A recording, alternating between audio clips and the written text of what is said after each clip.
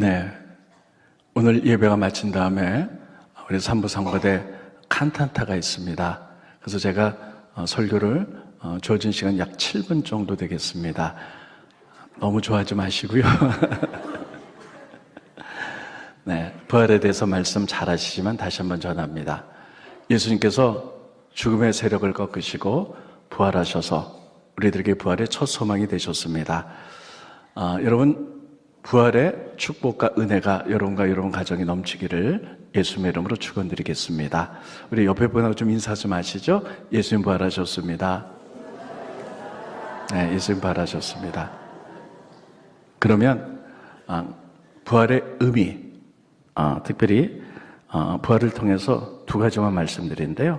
부활을 통해서 예수 그리스도가 우리의 구세주가 되셨다. 성경은 이렇게 기록하고 있습니다. 여러분, 예수님께서 살아생전에 이렇게 말씀하셨어요. 나는 이 세상의 왕이다. 나는 하나님의 아들이요. 나는 구세주다. 그리고 내가 죽은 지 3일 만에 부활할 것이다. 이렇게 말씀하셨습니다. 그런데 그 당시에 대제사장들과 로마 군인들이 야합해서 예수님을 십자가에 못 박습니다. 그런데 그들이 예수님을 죽이는 명분은 다음과 같습니다. 제사장들은 예수 그리스도를 이단으로 여겼습니다. 아니, 어떻게 인간이 하나님의 아들이라 그러는가? 또 자기가 어떻게 왕이라 그러는가? 그리고 이제 예수님 스스로 구세주, 하나님의 아들이라 그랬더니 신성모독이다. 이런 죄로 예수님 십자가에 못 박습니다. 또 로마는요, 그 당시 이스라엘 나라는 로마가 지배하고 있었습니다. 그래서 로마는 이제 식민지였는데, 로마가 가장 그 당시에 제국들이 두려워했던 것은 무엇이냐면 이제 독립하는 것이었어요. 근데 예수님이 자기가 왕이라 그럽니다. 그러니까 로마에서 오해를 합니다. 아니면 그러면 저가 왕이 되어서 반역을 일으킬 것이 아닌가. 그래서 반역죄로, 그래서 유대인 제사장과 로마의 군대가 야합해서, 그래서 예수님 십자가에 못 박습니다. 예수님은 이단이었고 신성모독이었고 반역죄였다. 그런데 예수님 십자가에 못 박혀 돌아가셨어요. 근데 예수님이 그냥 이대로 돌아가시고 부활하시지 않으셨다면 계속 사람들에게 이미지 속에 무엇으로 남느냐? 그래, 맞아. 예수님이 이단이었구나. 하나님의 아들이라 그러더니 어떻게 인간이 하나님의 아들이 될 수 있어? 신성모독죄야. 그리고 반역죄야. 그래서 죽을 수밖에 없어서 아마 그렇게 예수님 앞에 그런 이름들이 따라다녔을 겁니다. 그런데 예수님 3일 만에 부활하셨어요. 그래서 부활하심으로 말미암아 제사장 또 로마가 말한 이런 것들은 다 거짓이다. 다 틀렸다. 내가 부활함으로 말미암아 내가 왕이요, 내가 하나님의 아들이요, 내가 구세주요, 부활했던 것을 나타내기 시작했어요.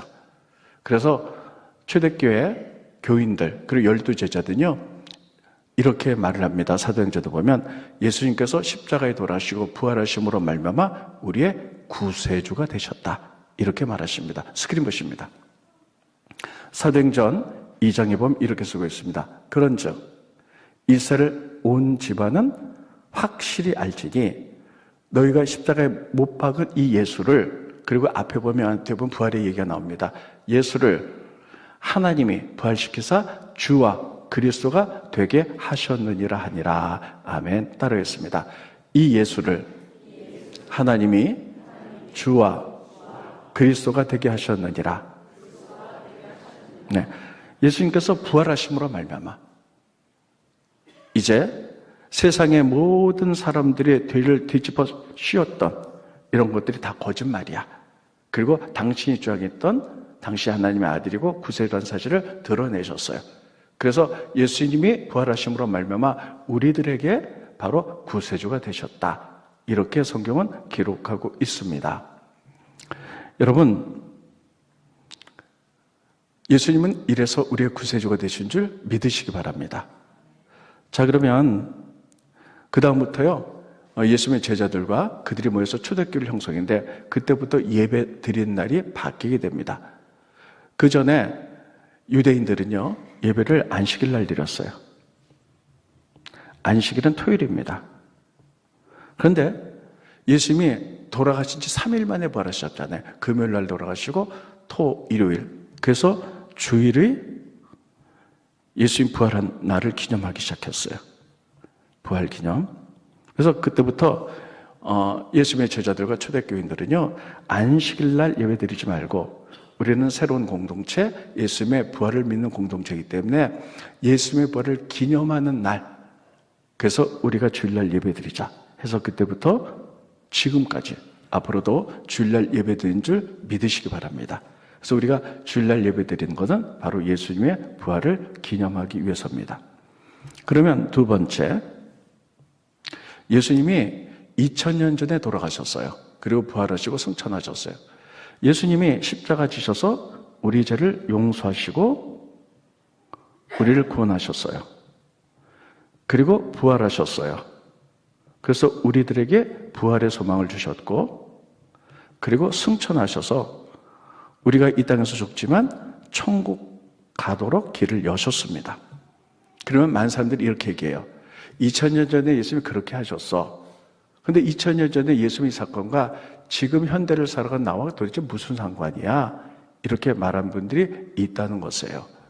여러분, 그런데 예수님 부활의 첫 열매가 되셨다는 거예요. 그랬습니다. 부활의 첫 열매. 그러니까 여러분, 이게 그물이 있습니다. 그물이 있는데 고기가 많이 잡혔어요.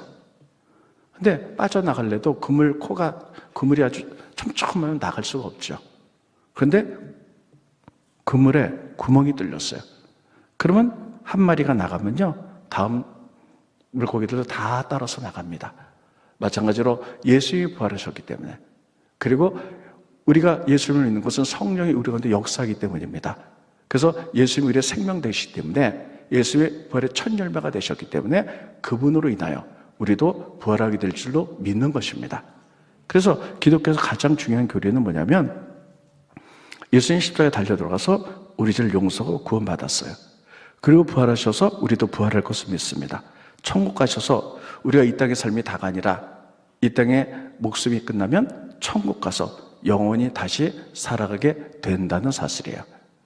그러면 예수님 부활의 첫 열매가 되셔서 우리도 부활할 걸 믿는데, 언제, 어떻게 부활하는가 하는 거예요. 여러분 잘 알죠? 예수님 재림 때 천사장의 나팔소리와 함께 예수님 재림하면 이제 예수님께서 죽은 자들을 먼저 부활시키신다. 그리고 우리가 살아있다면 우리 몸에 새로운 옷을 입혀주셔서, 육신을 입혀서 우리도 다시 다 천국 가서 영원히 부활한 몸으로 살게 될 줄로 믿습니다. 그래서 예수님 재림할 때 부활하는 거예요. 그러면 어떻게 부활하는가 하는 거예요. 지금의 육신으로는요, 우리가 나이가 들면 병들고 아프고 결국 죽습니다. 그러나 부활의 몸은 지금 몸과는 전혀 다른 몸이에요. 이 부활의 몸은 병들지 않고 늙지 않고 썩지 않고 가장 아름다운 영원히 사는 어떤 육체로, 영광의 몸으로 부활시켜 주시는 거예요. 그래서 여러분, 예수님이 부활하셨을 때 제자들과 여인들이 예수님을 봤는데 몰라봤어요. 처음에. 왜냐? 예수님이 영광의 몸으로 부활하셨기 때문에 몰라봤다는 거예요. 모든 것을 버리고 예수님을 3년간 쫓아다녔는데 어떻게 예수님을 몰라볼 수가 있겠어요? 근데 순간적으로 영광의 몸, 부활의 몸으로 변했기 때문에 순간적으로 몰라봤다. 성경은 두 군데나 이렇게 쓰고 있어요. 대표적인 것이 오늘 본 말씀의 마리아입니다. 막달라 마리아는 예수님 부활한 아침에 무덤가로 갑니다. 예수님 몸에 향품을 발라드리고 했었죠. 근데 무덤 문이 열렸어요. 그래서 가보니 예수님 부활하시고 그 자리에 안 계십니다. 마리아는 깜짝 놀랐어요. 그리고는 생각하기를 누가 예수님의 시체를 치웠나 보다 하고 무덤을 나오는데 부활하신 예수님 그 앞에 서 계십니다. 근데 몰라보는 거예요. 왜냐하면 영광의 몸으로 변했기 때문에. 그래서 혹시 동산직입니까? 그러면 우리 예수님 시체를 누가 치웠는지 가르쳐 주십시오. 그때 예수님이 마리아야, 그러니까 그 음성을 통하여 깨닫게 되죠. 스크린 보십니다. 이 말을 하고 뒤로 돌이켜 예수께서 계신 것을 보았으니 예수신 줄 알지 못했더라. 예수님이 부활한 것을 봤는데 몰랐다는 거예요. 새로운 몸이기 때문에. 예수께서 이르시되 어찌하여 여자여 어찌하여 울며 누구를 찾느냐 하시니 마리아는 그가 동산지기인 줄을 알고 이르되 주여 당신이 옮겼거든 어디 두었는지 내게 이르소서. 그러면 내가 가져가리이다. 마리아도 몰랐죠. 두 번째, 예수님 제자 가운데 12명의 제자가 있고 70인의 제자가 있어요. 70인의 제자 가운데 두 사람이 예수님을 따라다녔는데 예수님이 십자가에 못 박혀 돌아가시자 다 끝났다고 생각했어요. 그래서 자기의 고향 엠마오로 돌아가고 있었는데 부활하신 예수님이 나타나셨어요. 근데 몰라보는 거예요. 어떻게 몰라볼 수가 있을까? 성경은 이렇게 기록하고 있습니다. 스크린 보시죠. 그 후에 그들 중 두 사람이 걸어서 시골 엠마오로 갈 때에 예수께서 다른 모양으로 그들에게 나타나시니 따로 있습니다. 다른 모양. 그러니까 예수님이 부활하셔서 뭐 사자 모양, 토끼 모양 이런 게 아니고요. 부활의 영광의 몸으로 나타나서 일시적으로 몰라봤다는 거예요. 그래서 나중에 말씀을 부활에서 가르치고 주막에서 획수할 때 그때 깨닫게 되죠. 이렇게 두 제자에게 나타났는데 그들이 몰라본 것은 바로 예수님께서 영광의 몸으로 부활하셨기 때문입니다. 여러분, 예수님이 부활하셔서 우리들에게 구세주가 되셨고 또 우리도 그분을 믿기 때문에 그분의 부활의 첫 열매가 됐기 때문에 우리 이 땅에서 살아서 강건의 89시 있지만 언젠가는 우리가 죽을 거예요. 그러나 그분이 부활의 첫 열매가 되셨기 때문에 우리가 죄수 용서받고 천국 가고 부활해서 영원히 살아갈 줄로 믿습니다. 이것을 지키는 것이 부활입니다. 그래서 부활의 축복이 여러분과 저에게 넘치기를 예수의 이름으로 축원드리겠습니다. 기도하겠습니다. 고마우신 주님, 은혜를 감사함을 드립니다. 부활의 기쁨, 부활의 영광이 우리 가운데 넘치게 하시니 감사함을 드립니다.